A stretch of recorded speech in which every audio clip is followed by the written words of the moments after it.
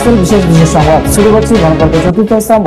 আমি প্ল্যাটফর্ম একাডেমির ছাত্র শাহিন শামীর ও আমি প্ল্যাটফর্ম একাডেমির ছাত্র আরিফ ভাস্কর। আরজিকর ইস্যুতে আগামী শনিবার নবান্ন অভিযানের ডাক দিয়েছিলেন নির্যাতিত চিকিৎসকের বাবা মা, যাকে কেন্দ্র করে মামলা দায়ের হয়েছিল হাইকোর্টের ডিভিশন বেঞ্চে।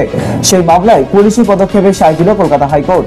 সঞ্জুকে স্যামসাংকে ঘিরে নাটকের মাঝে ইঙ্গিত ভাই পোস্ট করলো রাজস্থান রয়্যালস। অধিনায়ক ধ্রুব জুড়েকে শুভেচ্ছা জানিয়ে বার্তা দেওয়া হলো দলের সোশ্যাল মিডিয়ায়। তারপর থেকে জল্পনা, এবার কি তাহলে রাজস্থান অধিনায়কের পদ থেকে ছেটে ফেলা হবে সঞ্জুকে? উল্লেখ্য, রাজস্থান ম্যানেজমেন্টের তরফে জানানো হয়েছিল তারা সঞ্জুকে ছাড়তে চায় না, কিন্তু তারকা ব্যাটার নিজেই আর রাজস্থানে থাকতে চান না। ফের বিতর্কে ভারতীয় কুস্তি, জাল বার্থ সার্টিফিকেট দেওয়ায় 11 জন কুস্তিগিরকে সাসপেন্ড করলো রেসলিং ফেডারেশন অফ ইন্ডিয়া।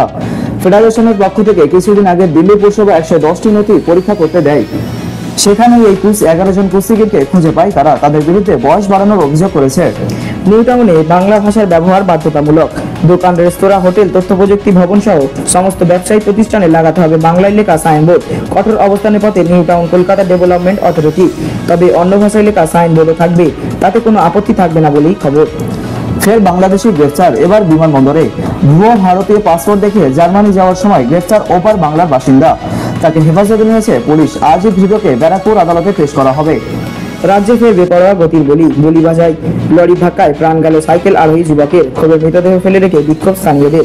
পুলিশের সঙ্গে বচ্চা, ফাটলো কাঁদানে গ্যাস। দুর্ঘটনা ঘিরে ধুমধুমার কাকসায়। শুক্রবার সকালে ঘটনাটি ঘটেছে দুর্গাপুরে কাকসার শিলামপুর কাটাবাগান এলাকায়। উৎকর্ষ পরীক্ষায় ডাহা ফেল করলো বাঙালির অতি পরিচিত গ্যাস বুক জ্বালার ওষুধ। রাজ্য ড্রাগ কন্ট্রোল বোর্ডের আধিকারিকরা ধরলেন ভেজাল র্যান্টাক 8D, যার ব্যাচ নম্বর YCRE 23010। এই ওষুধের মূল কম্পোজিশন ডম্পেরিডোনা 30 mg এবং রেবেপ্রাজল 20 mg। মূলত অ্যাসিডিটি, বুক জ্বালা, গ্যাস অম্বলের জন্য এই ওষুধ ব্যবহার করা হয়। রাজ্য ড্রাগ কন্ট্রোল বোর্ড সূত্রে খবর, কোচবিহার থেকে বাজেয়াপ্ত করা হয়েছিল এই র্যান্টাক 8D। জানা গিয়েছে বাংলায় এই ভেজাল ওষুধ মিললেও তা এসেছে ভিন রাজ্য থেকে। ভয়াবহ পথ দুর্ঘটনা হিমাচল প্রদেশের চাম্বা জেলায়। নিয়ন্ত্রণ হারিয়ে খাদে গিয়ে পড়ল যাত্রী বোঝাই গাড়ি। ঘটনায় মৃত্যু হয়েছে একই পরিবারের 5 সদস্যের। শুক্রবার সকালে খবরটি প্রকাশ্যে এনেছে পুলিশ। জম্মু ও কাশ্মীরের উধমপুরে দুর্ঘটনাগ্রস্ত সেনাবাসে থাকা জওয়ানদের উদ্ধার করে দ্রুত হাসপাতালে পৌঁছে দিল ভারতীয় বায়ুসেনার MI-17 হেলিকপ্টার। শুক্রবার সকাল 11টা নাগাদ এই দুর্ঘটনা ঘটেছিল। এরপরই দ্রুত ঘটনাস্থলে হাজির হয় MI-17। সেই হেলিকপ্টারেই হাসপাতালে নিয়ে যাওয়া হলো আহত জওয়ানদের।